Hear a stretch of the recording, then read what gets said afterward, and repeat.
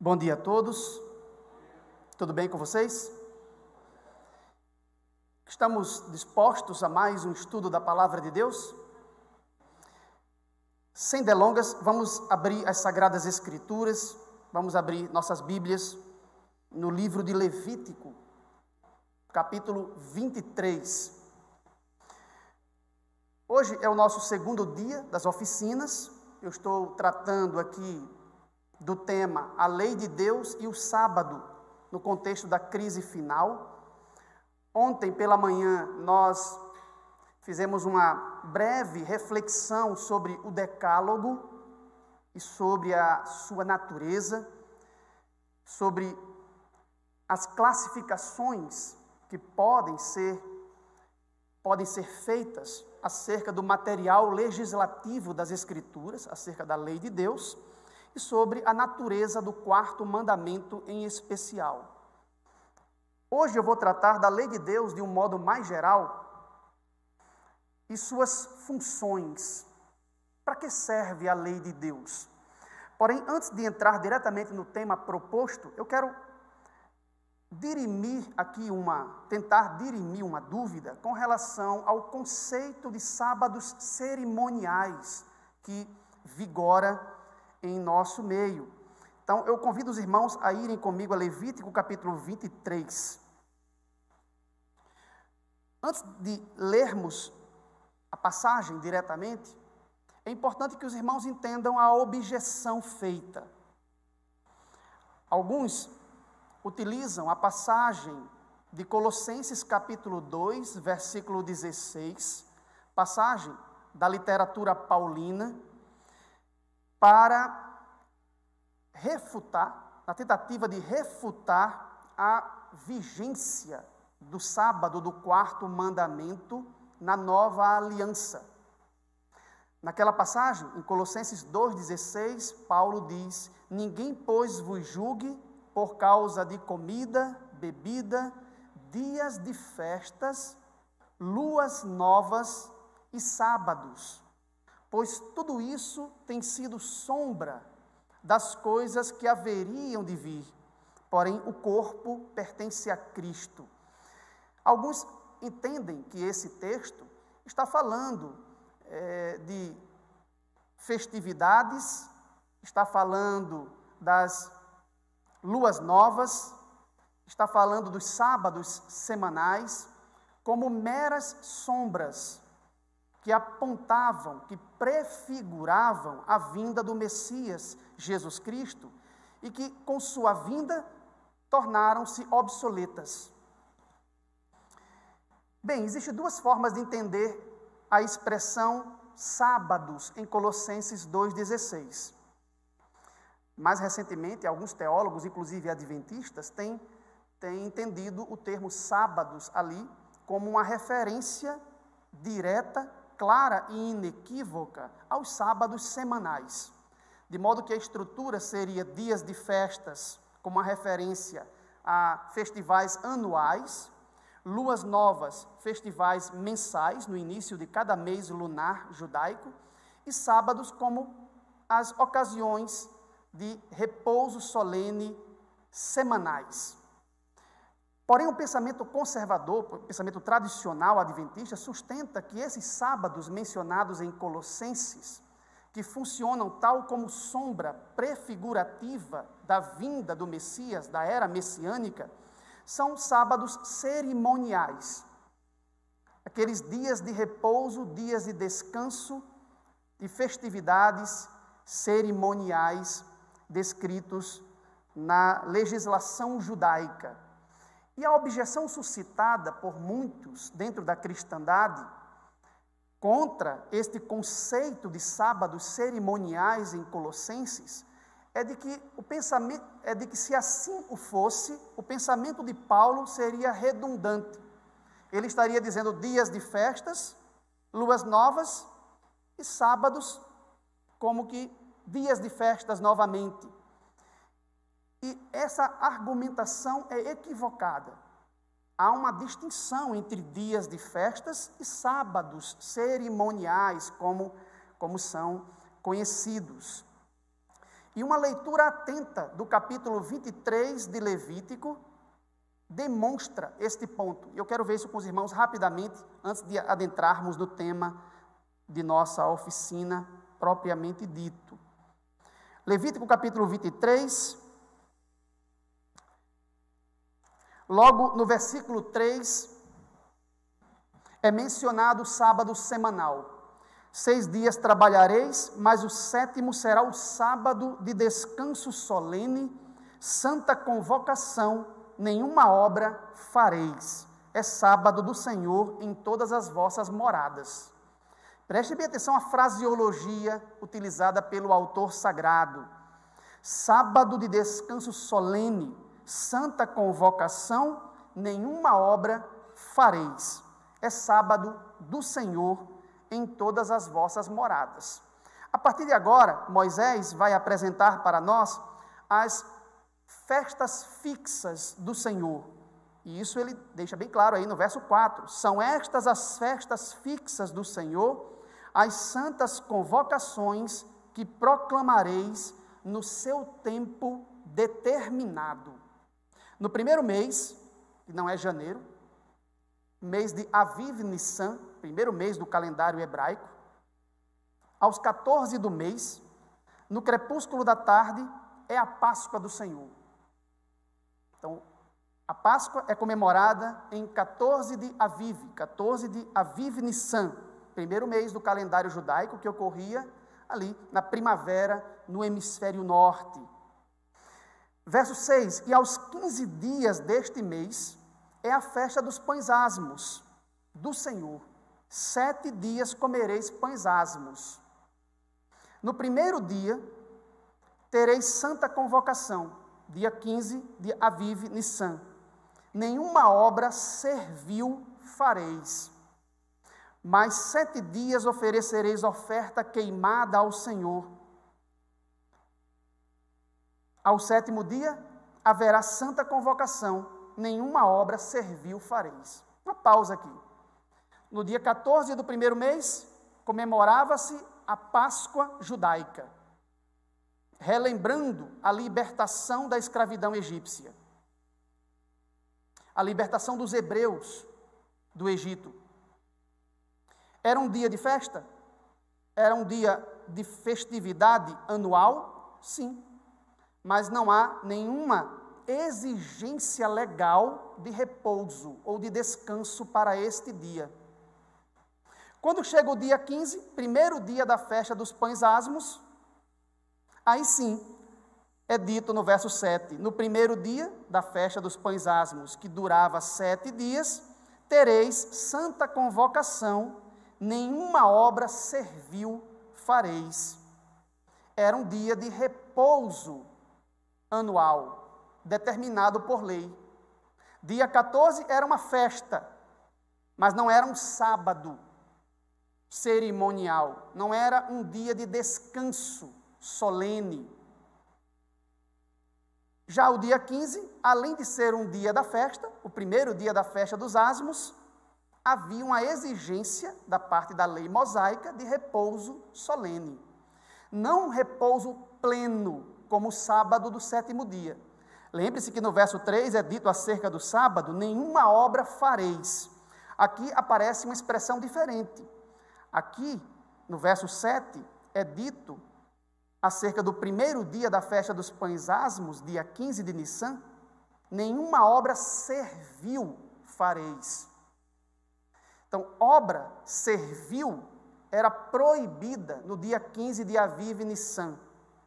Toda obra que envolvesse a agricultura e o pastoreio. Obras mercantis e obras domésticas eram permitidas mesmo dentro desse sábado cerimonial do dia 15 de Aviv Nissan, ao contrário do sábado semanal, em que a expressão é taxativa, nenhuma obra fareis. Ok? Então podemos dizer que o primeiro e o último dia, o primeiro e o 7º dia da festa dos pães asmos eram sábados cerimoniais, mas os outros dias da festa dos pães asmos eram dias de festa, mas não havia proibição do trabalho servil. Então, há claramente uma distinção entre dias de festas e sábados. Dia de festa é uma coisa, dia de sábado ou de descanso solene é outra coisa. São coisas distintas. Na maioria dos casos, os dias de descanso solene são dias de festa, mas nem todo dia de festa é dia de descanso solene. A Páscoa, por exemplo, era um dia de festa anual, mas não era um dia de repouso em Israel. O trabalho não era proibido. Era proibido o trabalho servil no dia 15 e no dia 21, o primeiro e o sétimo dia da festa dos pães ázimos, mas não nos outros, no transcorrer da festa. Quando vamos então para o verso 9, é dito: disse mais o Senhor a Moisés: fala aos filhos de Israel e dize-lhes: quando entrardes na terra que vos dou e cegardes a sua messe, então trareis um molho das primícias da vossa messe ao sacerdote. Este moverá o molho perante o Senhor, para que sejais aceitos. No dia imediato ao sábado, o sacerdote o moverá. No dia em que moverdes o molho, oferecereis um cordeiro sem defeito de 1 ano, em holocausto ao Senhor. Aqui nós temos em vista o festival das primícias. Os primeiros grãos maduros da cevada, que era o primeiro grão a amadurecer na Palestina na primavera, era oferecido, era apresentado pelo sacerdote ali diante do Senhor, diante do altar de bronze, no átrio, no pátio do santuário, para que a colheita pudesse começar. Mas nada é dito acerca deste festival das primícias com relação a descanso. Era um dia de festa, mas não era um sábado cerimonial em Israel. Então, a ideia equivocada de que a Páscoa e o festival das primícias eram sábados cerimoniais, deve ser aqui resolvida, né? Nem a Páscoa, nem o festival das primícias eram sábados cerimoniais. Mas o primeiro e o sétimo dia da festa dos pães ázimos eram sábados cerimoniais, além de dias festivos. Se nós avançarmos um pouco para a festa de Pentecostes, a partir do verso 15, você vai encontrar novamente a declaração no verso 21, que diz assim: no mesmo dia se proclamará que tereis santa convocação, nenhuma obra servil fareis, é estatuto perpétuo em todas as vossas moradas pelas vossas gerações. No tocante à festa do Pentecostes, agora sim nós temos uma exigência da legislação mosaica para o repouso. Nenhuma obra servil fareis, ok? Quando avançamos um pouco mais, quando vamos aí ao verso 24, já no período do outono em Israel, as festas do outono, lá no 7º mês, o mês de Etanim Tishri, é dito o seguinte: fala aos filhos de Israel, verso 24, dizendo: no mês 7º, ao primeiro do mês, que também era um dia de lua nova, tereis descanso solene, memorial com sonido de trombetas, santa convocação, nenhuma obra servil fareis, mas trareis oferta queimada ao Senhor. Então, o primeiro dia do 7º mês, a festa das trombetas ou das solenidades, era um dia de repouso solene em Israel. Nenhuma obra servil era permitida. Veja que ponto interessante. O primeiro dia do mês era um festival de lua nova. O festival da lua nova era comemorado sempre no primeiro dia do mês. Esse era o primeiro dia do 7º mês. Era também um festival do sonido de trombetas e um sábado cerimonial.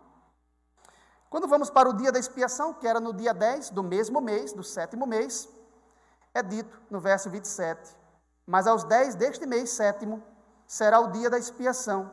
Tereis santa convocação e afligireis a vossa alma. Trareis oferta queimada ao Senhor. Nesse mesmo dia nenhuma obra fareis, porque é o dia da expiação, para fazer expiação por vós perante o Senhor vosso Deus. Interessante que de todas as festividades de Israel, só o dia da expiação se equipara ao sábado semanal, em que toda obra era proibida. Nenhuma obra fareis. No tocante aos outros, a declaração bíblica é: nenhuma obra servil fareis. Mas com relação ao dia da expiação, é dito: nenhuma obra fareis. Ele é o único que é chamado de sábado, expressamente. Isso você encontra logo aí no verso 28, que diz: nesse mesmo dia, nenhuma obra fareis, porque é o dia da expiação, para fazer expiação por vós, perante o Senhor vosso Deus. Porque toda alma que nesse dia se não afligir, será eliminada do meio do seu povo. Nenhuma obra fareis, é estatuto perpétuo pelas vossas gerações em todas as vossas moradas. Sábado de descanso solene vos será. Veja que o dia da expiação, o dia 10 do 7º mês, aqui uma data fixa, é chamado diretamente de sábado de descanso solene. Nenhuma obra deveria ser feita, diferente dos outros que também chamamos de sábado, embora a Escritura nunca chame de sábados cerimoniais, porque toda obra servil era proibida. Aqui não, aqui se equivalia a um sábado semanal, né? Nenhuma obra deveria ser feita. Sábado de descanso solene vos será, então afligireis a vossa alma, o que não parece ser uma festa, né? É um dia de jejum, de penitência, de contrição, um dia de entristecer a alma, de arrependimento pelos pecados. Afligireis a vossa alma aos 9 do mês, de uma tarde a outra tarde celebrareis o vosso sábado, diferente do sábado do Senhor, mencionado lá no verso 3. Aqui é o vosso sábado, o dia da expiação.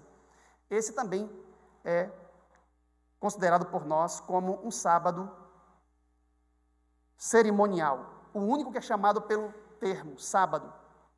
Depois vem a festa dos tabernáculos. Aí, e se os irmãos lerem depois com cuidado, verão que a festa durava 7 dias, com um 8º de acréscimo ali. E só era considerado o dia de repouso solene, em que toda obra servil era proibida, o primeiro e o 8º dia da festa. O dia 15 deste 7º mês, e o dia 22, o 8º dia da festa. Em síntese, o que são sábados cerimoniais? O que nós, adventistas, queremos comunicar com este conceito? Tecnicamente, o que nós chamamos de sábados cerimoniais é o primeiro e o último dia da festa dos pães asmos, dia 15 e dia 21 de Aviv Nissan, o dia de Pentecostes, o primeiro dia do 7º mês, a festa das trombetas, o 10º dia do 7º mês, o dia da expiação, esse é o único que a Bíblia chama realmente de sábado, toda obra era proibida, e o primeiro e o último dia da festa dos tabernáculos, ou seja, o dia 15 e o dia 22 do 7º mês. Quantos nós temos aqui? 7, né? É isso que nós chamamos de 7 sábados cerimoniais. São distintos de festas, simplesmente. Páscoa era festa, mas não era sábado cerimonial. Dia das primícias era um dia de festa, mas não era um sábado cerimonial. Os outros dias da festa dos pães asmos, que durava 7 dias, afora o primeiro e o último, também eram dias de festas, mas não eram sábados. Então, quando Paulo diz: ninguém vos julgue por dias de festas, luas novas e sábados, ele não está sendo redundante em sua colocação, se nós entendermos que o sábado ali é sábado cerimonial, ou seja, uma referência a esses festivais que prefiguravam, que funcionavam tal qual tipo ou sombra que apontava para a vinda do Messias. Agora, nós não podemos aceitar a ideia de que o sábado semanal apontava para o Messias. Mesmo que o sábado semanal traga um conceito de redenção, não somente como memorial da criação, mas também um memorial de redenção, ele está sempre apontando para um evento do passado. Até em Deuteronômio capítulo 5, quando Moisés faz aquela aplicação do decálogo para a nação emergente, para a nação hebraica, ele utiliza o sábado como um memorial da redenção, mas o sábado nunca está apontando para um futuro. Até quando ele fala de lembrar que foi escravo na terra do Egito, ele está apontando para um evento redentor, mas passado na história de Israel. O sábado sempre nos reporta ao passado. enquanto que esses sábados, entre aspas, cerimoniais, apontavam sempre em direção ao futuro. Não eram apenas festas comemorativas de eventos nacionais, mas também eram prefigurativas de eventos salvíficos que ocorreriam no futuro na história da redenção. Então, não há nenhuma incoerência no pensamento paulino quando ele distingue ali dias de festas e sábados, certo? É possível manter o conceito de sábado como um sábado cerimonial sem tornar o pensamento do apóstolo circular ou redundante. Ok?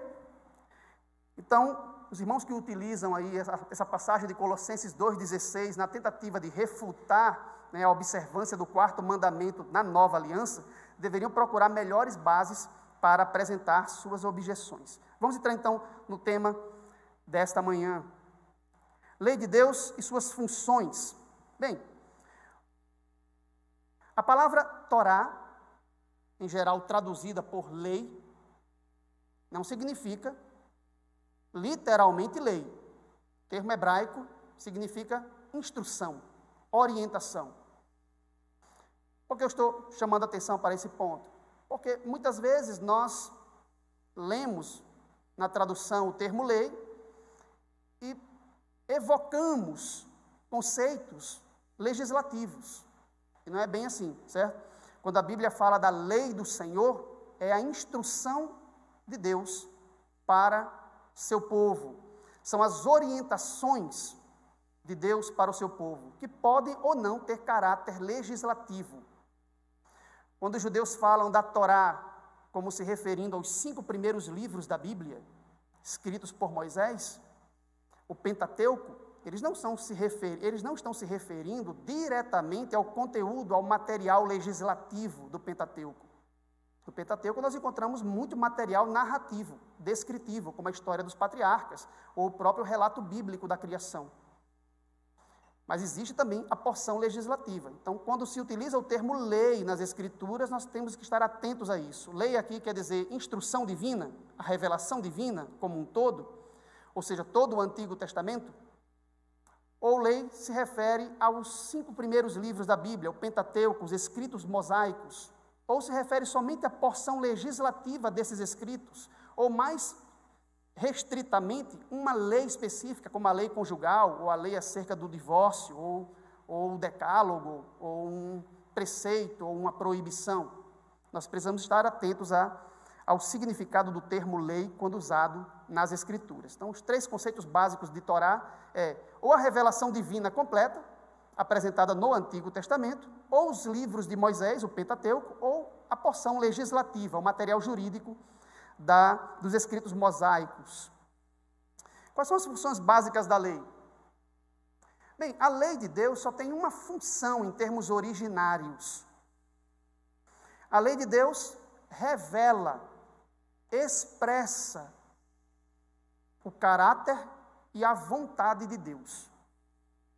Agora, num contexto lapsariano, num contexto em que o pecado se faz presente, desde a introdução do pecado no mundo, existem funções secundárias, podemos dizer assim, da legislação divina.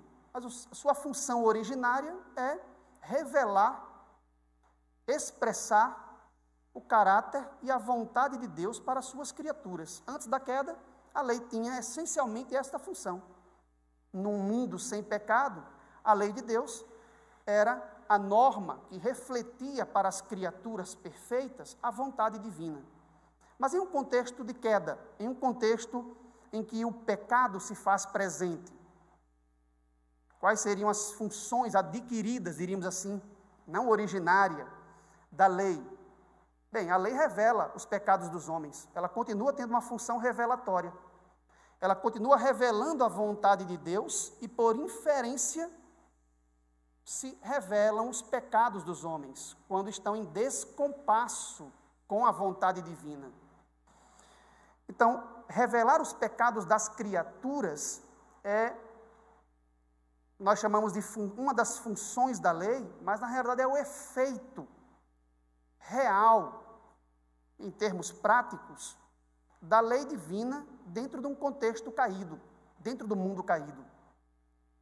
A lei revela os pecados das criaturas. E aí nos vem à mente a definição bíblica de pecado. 1 João 3, verso 4, que diz: todo aquele que pratica o pecado transgride a lei, porque o pecado é a transgressão da lei. E aí poderíamos entrar aqui em um amplo debate sobre o que significa o termo transgredir, o que significa o termo transgressão, né? Qual é a extensão desse termo. Mas uma coisa é certa, né? Assim se define pecado. Pecado é transgressão da lei divina. Ok? Por isso que em Romanos 5, verso 13, Paulo diz que o pecado não é levado em conta se não há lei. Uma das provas definitivas de que a lei vigora é a existência do pecado. Pecado não poderia sequer existir, ou ser assim definido, classificado, sem a presença de lei. E aí eu não estou me referindo a uma modalidade específica de expressão da lei, como a lei codificada, a lei escrita, como aquela dada no Sinai. Estou me referindo a toda e qualquer forma de lei, seja expressa de modo natural, a chamada lei natural, ou revelada sobrenaturalmente. Lá nos 2 primeiros capítulos da Epístola de Paulo aos Romanos, ele fala dessas duas modalidades de expressão da legislação divina. Ou a lei é revelada de modo sobrenatural e positivada, como ocorre em Israel, na história de Israel, ou a lei se expressa de modo natural, inscrita no coração, na própria natureza do homem e na consciência, como ocorria dentro do mundo gentílico. Mas ninguém está isento de lei. Os judeus tinham a lei revelada sobrenaturalmente. Os gentios tinham a lei natural. E ambos seriam julgados pela lei divina, independente de sua forma de expressão. E aí os irmãos podem abrir suas Bíblias agora para buscar o respaldo bíblico para esses conceitos. Na Epístola de Paulo aos Romanos,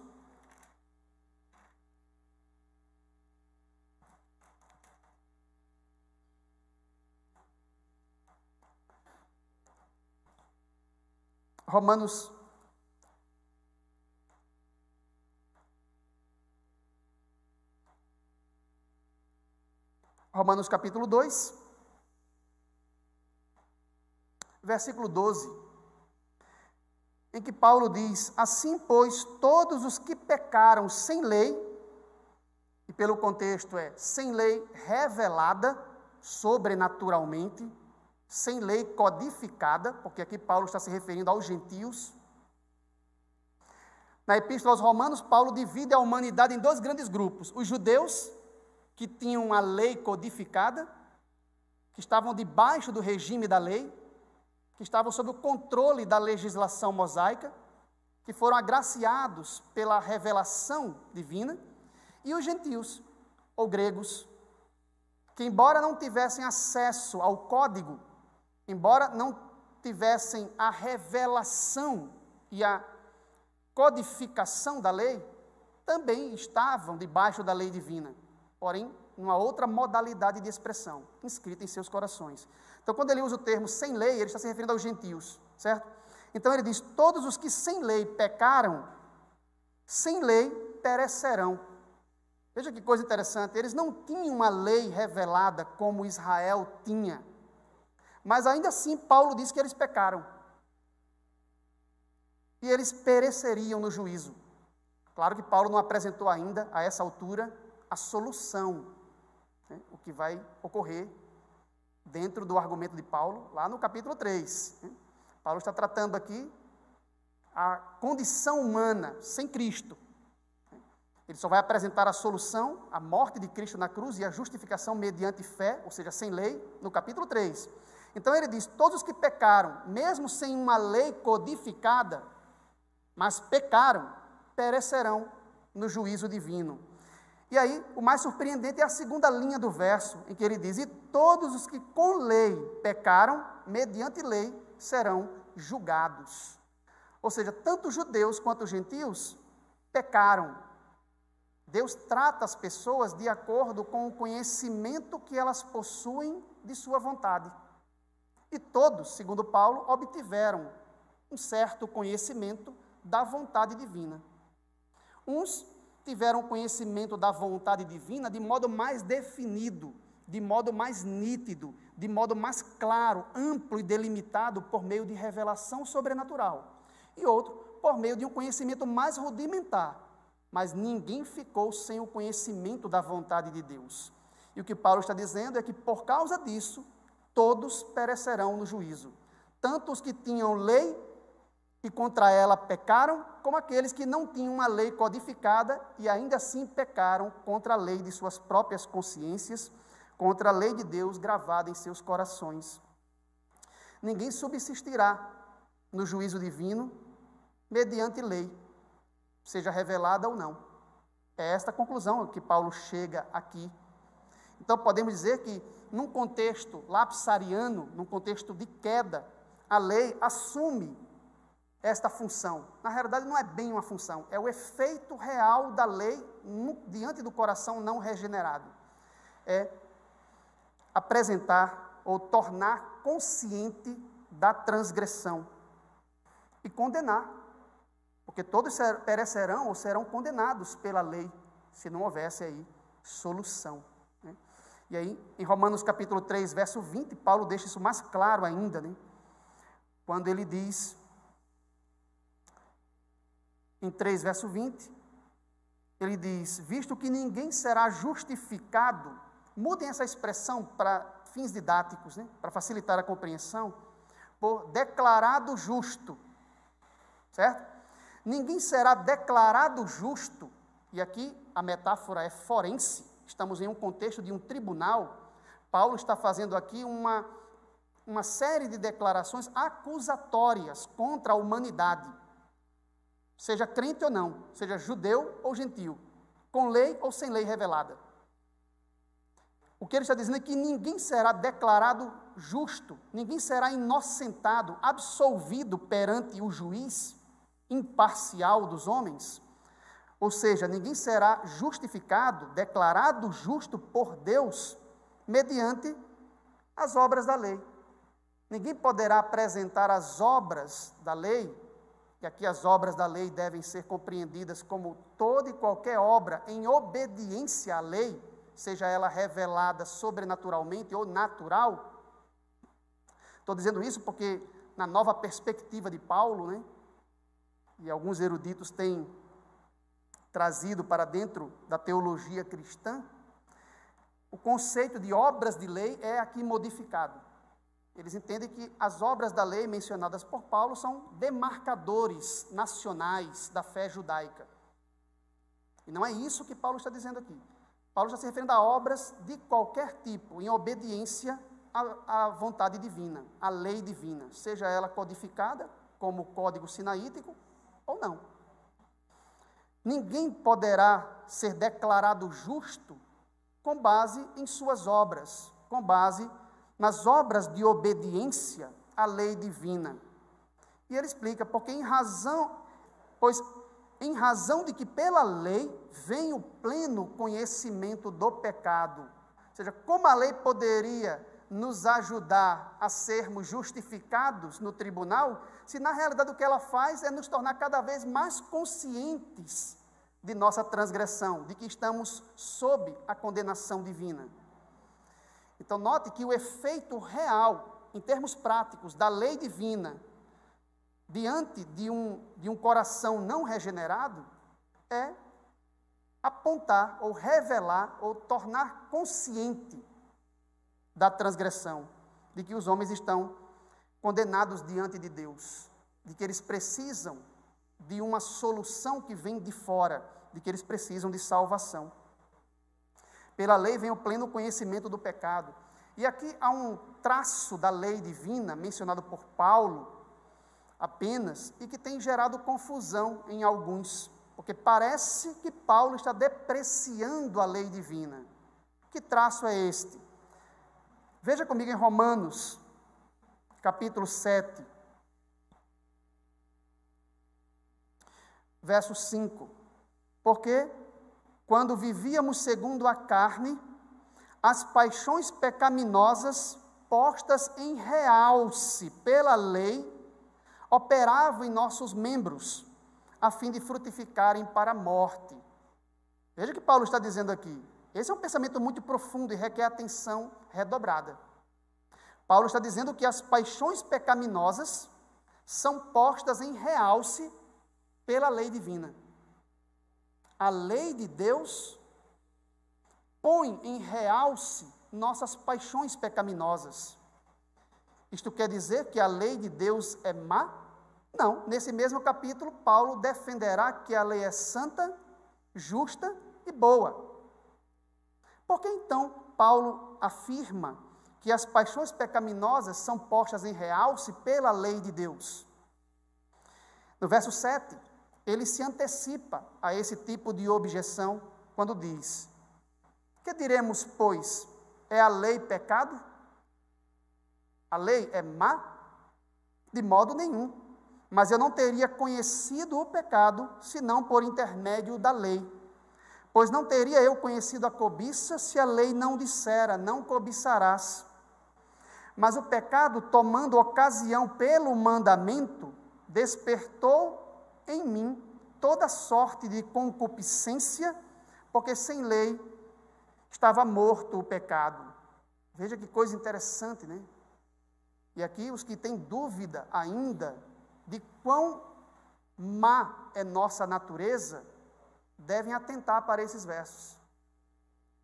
A lei de Deus que é boa, a lei de Deus que é santa, justa, boa, que é espiritual, ou seja, que possui os mesmos atributos de Deus, porque é um reflexo de seu caráter e de sua vontade, instiga em nós, desperta em nós, realça, desafia, traz à tona nossas paixões pecaminosas. E alguns erroneamente acham que a lei nos faz pecar. E é exatamente o que Paulo está dizendo aqui, o contrário. O que ele está dizendo, releiam aí, o verso 8, mas o pecado, e esse pecado aqui mencionado é o pecado residente, o pecado que reside em nossa natureza, não os atos pecaminosos, é a natureza caída do homem. O pecado tomando ocasião ou seja, nossa natureza pecaminosa, tira proveito até daquilo que é bom, santo e justo. Tira proveito da própria lei divina. Mas isso significa que há uma falha na lei divina? Não. Nossa natureza é tão má que se aproveita do que é bom para manifestar-se. Isso ele deixa claro no verso 10. E o mandamento que me fora para a vida, verifiquei que este mesmo se me tornara para a morte, se me tornou para a morte. Por quê? Porque o pecado, não a lei, o pecado prevalecendo-se do mandamento, pelo mesmo mandamento me enganou e me matou. É o que nós chamamos de função distorcida da lei. A lei não possui essa função de despertar nossas paixões pecaminosas em si mesma. Isso acontece por causa do nosso coração não regenerado, por causa do coração obscuro e decaído, a natureza decaída dos homens. É como um efeito de polaridade, né? A lei quer despertar em nós o que é santo, justo, bom e espiritual, mas nós, por causa de nossa condição decaída, né, tentamos desafiar, tentamos responder à lei no sentido oposto. É um efeito de polaridade. Isso é um subproduto da lei, não é uma função originária da lei. É o efeito real da lei de Deus, que é santa, justa e boa, no coração não regenerado dos homens. Quando o mandamento penetra a esfera da consciência, a natureza humana, o pecado que está morto, adormecido, reage. De modo que as pessoas preferem fazer ou sentem-se mais interessadas em fazer aquilo que é proibido por lei. Mas isso não significa que a lei de Deus é falha. Significa que nós somos maus. Significa que a nossa natureza é tão má que se aproveita da própria lei divina. Veja como o pecado é algo terrível. Nós precisaríamos pensar mais sobre isso. Quanto mais subestimamos a gravidade do pecado, o poder do pecado em nós, menos interesse temos em uma soteriologia bíblica, menos interesse temos num redentor, na salvação. Como foi dito aqui, né? Se nós subestimarmos a doença, nós não teremos interesse em buscar um remédio. Nós precisamos pensar sobre isso. O pecado, segundo Paulo, o pecado que reside em nós, é algo tão terrível, é algo tão... Nós não temos palavras para descrever, né? Se aproveita daquilo que é bom. Paulo está personificando o pecado aqui, né? Como um oportunista, que se aproveita da própria lei que é boa, para desencadear em nós as reações contrárias à legislação divina. E esse ponto é interessante, porque a lei se torna impotente diante de um coração assim. A lei fica enferma diante da carne. E é isso que está em Romanos capítulo 8. Veja comigo. Romanos 8, verso 3.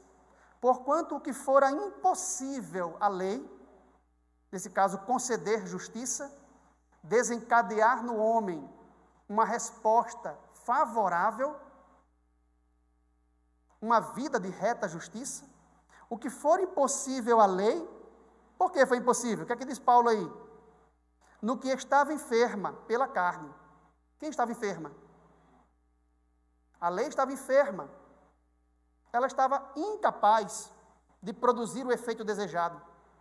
Ela estava incapaz pelo quê? Pela carne, por causa da carne.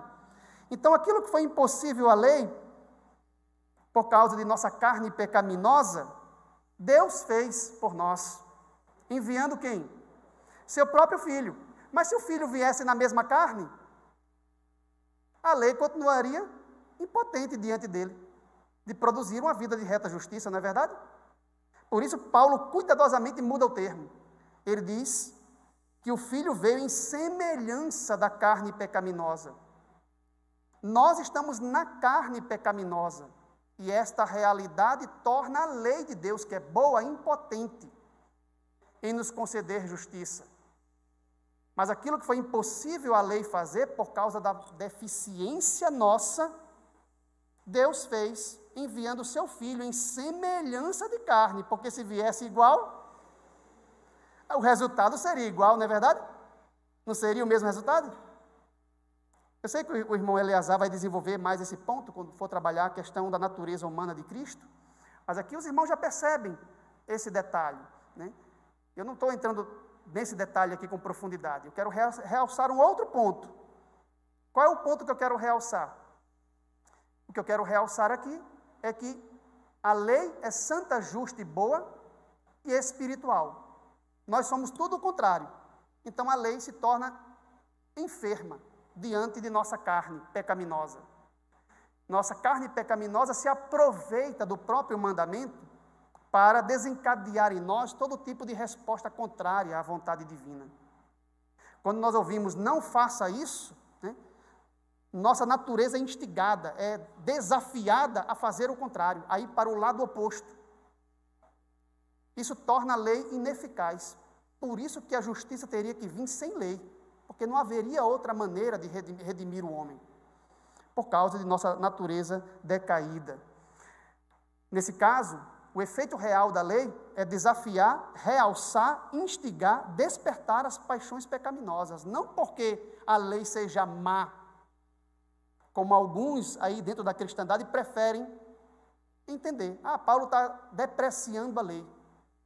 A lei só serve para isso, para provocar o pecado. E a lei provoca a ira, né, diz Paulo. Né? Mas eles não estão entendendo qual é o ponto defendido por Paulo. E Paulo é claro em dizer, aquilo que é bom se me tornou para a morte? Não, é o pecado que reside em mim, que se aproveita da lei de Deus, que é boa, para me levar a uma resposta negativa aos ditames divinos. Isso você vê no verso 13. Romanos 7,13. Acaso o bom se me tornou em morte? O bom aqui é a lei, né? Se me tornou em morte? De modo nenhum. Pelo contrário, é o pecado, para revelar-se como pecado, por meio de uma coisa boa, que é a lei, causou-me a morte, a fim de que pelo mandamento se mostrasse sobremaneira maligno. Como é que o pecado se demonstra sobremaneira maligno? Quando nós somos confrontados com a lei divina. Aí ele se aproveita da lei que é boa e nos leva na direção oposta à exigência divina. Então isso aqui que alguns chamam de função distorcida da lei, na realidade é o efeito real da lei santa num coração não regenerado. Não é culpa da lei. Ela está enferma pela carne, por causa da carne pecaminosa. Em Romanos 5, verso 20, Paulo diz que a lei sobreveio para que avultasse a ofensa. Veja comigo, Romanos 5, verso 20.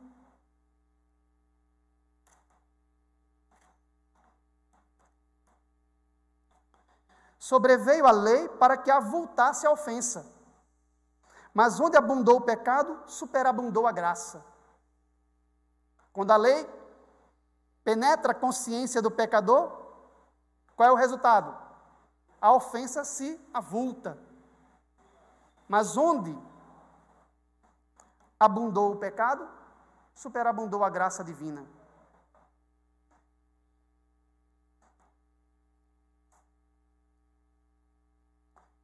Esses são pontos que precisam ser bem compreendidos por nós. Leiam com atenção Romanos capítulo 7 em casa. Precisamos ganhar tempo aqui, mas leiam cuidadosamente. 1 Coríntios 15, 56, Paulo diz que o aguilhão da morte é o pecado, e a força do pecado é a lei. Ou seja, reafirmando essa mesma ideia. Não é que Paulo esteja depreciando a lei divina. Paulo está falando apenas dos efeitos reais da lei divina, que é santa e boa, sobre o coração obscuro dos homens, sobre a natureza decaída do pecador. E aí, a lei assume a função de juiz. Nesse caso, ela julga o pecador que está em descompasso, em desarmonia com seus preceitos. E aí Tiago capítulo 2 diz que nós seremos julgados pela lei da liberdade. Ontem foi dito aqui que Deus não dá a lei a escravos. É exatamente nesse sentido que Tiago chama de lei da liberdade, porque ela só foi dada depois que o povo estava livre, lá na encosta do Monte Sinai. A lei que foi dada ali era uma lei de liberdade, não é uma lei dada para escravos, como as leis lá do Egito. Esse conceito foi desenvolvido ontem à noite aqui. Né? Isso está em Tiago, capítulo 2, verso 12 e 13. Logo, se a lei julga a todos, ela desencadeia a ira divina e a maldição divina sobre o pecado. Por isso, em Romanos 4,15, Paulo diz, a lei suscita a ira. É um efeito prático, é um efeito real da lei sobre a humanidade decaída. Revela o pecado, julga, condena e desencadeia a ira divina, para que a penalidade recaia sobre o pecador. Tudo isso sem o meio de escape ainda, né? Que Paulo apresenta ao longo da epístola. Onde não há lei, também não há transgressão. Romanos 4,15. Em Gálatas capítulo 3, verso 10, nós encontramos um ponto semelhante. Todos quantos, pois, são das obras da lei, que confiam nas obras de obediência à lei, para serem declarados justos, para serem justificados no tribunal divino, estão debaixo de maldição. Todos, pois, quantos são das obras da lei, estão debaixo de maldição. Se você só tem obediência para oferecer, você está debaixo da maldição, porque ninguém pode prestar à lei o que ela exige, uma vida de reta justiça. Ninguém pode se levantar no tribunal perante Deus e oferecer suas obras. Vai continuar debaixo da maldição, porque está escrito, maldito todo aquele que não permanece em todas as coisas escritas no livro da lei para praticá-las. Maldito todo aquele, o quê? Que não permanece em todas as coisas escritas na lei. Quem permanece em todas as coisas escritas na lei para praticá-las? Só Jesus fez isso, né? Ou teve mais alguém? Então todos estão debaixo da maldição. Uma única transgressão já é suficiente para desencadear sobre nós a ira divina. Por isso nós precisamos de um Redentor urgentemente. Pelas obras da lei ninguém será justificado. Não por esse caminho. E nunca foi a proposta de Deus que a lei servisse assim. Esse é um uso ilegítimo da lei, como método de salvação. Pelo contrário, em um contexto pós-queda, a lei condena o pecador. Romanos 3, verso 9 a 12. O que se conclui? Paulo pergunta: temos nós, judeus, qualquer vantagem sobre os gentios, sobre os pagãos? Temos nós, adventistas, ou crentes de um modo geral, qualquer vantagem sobre os ímpios? Paulo responde: de forma nenhuma, pois já foi demonstrado, algumas traduções colocam, já foi provado, que todos, tanto judeus como gregos, estão debaixo do pecado. Como está escrito: não há justo, nenhum sequer, não há quem entenda, não há quem busque a Deus. Todos se extraviaram, a uma se fizeram inúteis. Não há quem faça o bem, não há nenhum sequer. É uma declaração condenatória, hein? Por isso, em 3, verso 19, Paulo diz: sabemos que tudo o que a lei diz, aos que vivem na lei o diz, para que se cale toda a boca e todo mundo seja culpável perante Deus. Agora, entendemos o elemento mais importante. A lei revela a necessidade de um Salvador. Em Romanos 10, verso 4, passagem muito mal interpretada por alguns, Paulo diz: o fim da lei é Cristo. Para quê? Para a justiça de todo aquele que crê. Se você quer justiça, então tem que ir a Cristo. E quem é que nos apresenta esse caminho, segundo o texto? A lei. O fim da lei, o telos da lei é Cristo. Há uma ampla discussão aí sobre o significado do termo grego telos, fim. Alguns entendem fim como alvo, como eu coloquei ainda há pouco, né? O alvo da lei, ou o objetivo da lei, é levar o homem a Cristo, para que seja justificado por fé. Mas outros entendem que fim aqui tem o sentido de finalização, e não de finalidade. Ou seja, a lei chega ao seu fim definitivo com a vinda de Cristo ao mundo. Claro que essa não é a interpretação adequada aqui. Mas alguns dizem: não, ela chega ao fim apenas para a justiça, como método de justiça. Bem, a ampla discussão sobre esse termo, eu vou usar aqui uma forma mais convencional de interpretar por enquanto, certo? Provisoriamente. O fim da lei é Cristo. O fim para o qual ela aponta, o alvo da lei é Cristo. O propósito central da lei é levar o homem a Cristo. Depois que ela condena, ela expõe o nosso pecado, nos condena, ela nos aponta o Redentor. E essa é a grande função da lei dentro desse período em que vivemos, o período em que o pecado vigora. O objetivo da lei é conduzir o homem a Cristo. Todo adventista que ama a lei de Deus deve ouvir o que a lei diz. E o que a lei diz acerca de nós? Você pode ter uma visão distorcida de si mesmo. Você pode ter aí uma visão super exaltada de si mesmo. Mas o que a lei diz sobre nós? Para onde ela nos leva? Para os braços de quem ela nos empurra? Qual é o seu alvo, o seu propósito? Aí a semelhança da lei com um espelho, né? Que só serve para mostrar nossa aparência. Mas ela não modifica a nossa aparência. Ela apenas nos alerta para onde devemos ir, a fim de mudar a nossa aparência. Caminhando já para o fim, a lei serve como regra de conduta para os salvos. Ela não apenas nos mostra o pecado, desmascara nossa natureza decaída, nos julga, nos condena, nos leva a um Redentor. Ela serve como padrão de conduta, já que ela revela a vontade divina, ou seja, sua função originária retorna plenamente aqui. É o padrão de santificação. É essa mesma lei que o Espírito Santo inscreve no coração dos santos. E aí, eu termino lendo esse texto de Tiago, capítulo 1. que diz: porque se alguém é ouvinte da palavra e não praticante, agora falando daqueles que já são justificados pela fé, né?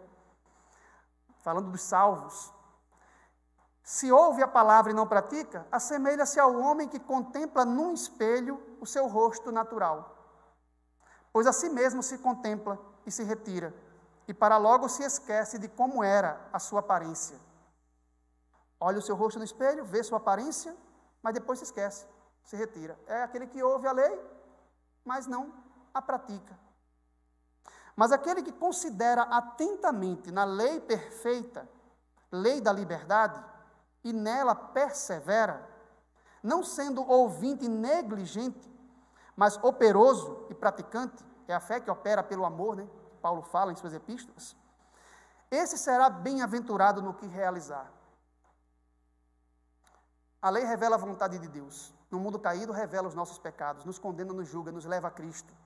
E agora, quando encontramos Cristo, Ele, por meio do seu Espírito, inscreve suas leis em nosso coração e nos comunica forças diariamente para que possamos viver em harmonia com sua vontade. É nossa adaptação para o céu. Que os irmãos reflitam nisso. Amém.